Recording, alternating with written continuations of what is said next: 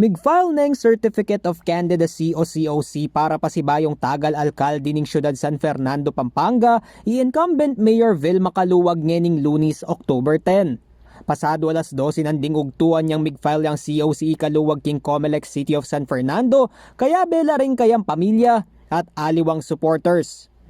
Agpangking alkalde, pamanyundo ka rin kayang kasalunsungang proyekto ing mumunang sangkan ning kayang re-election bid.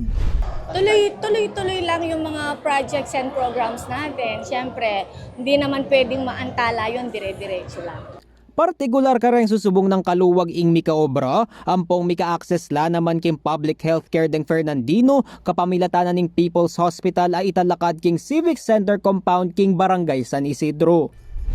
Kasi kailangan maubos natin lahat yung mga walang trabaho dito para wala nang mahirap, para wala nang magnanakaw, para wala nang magugutom.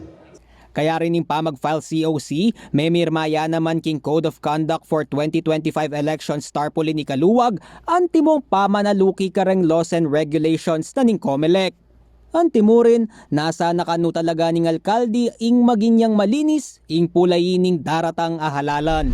Gusto natin maging tahimik at payapa yung maging election natin.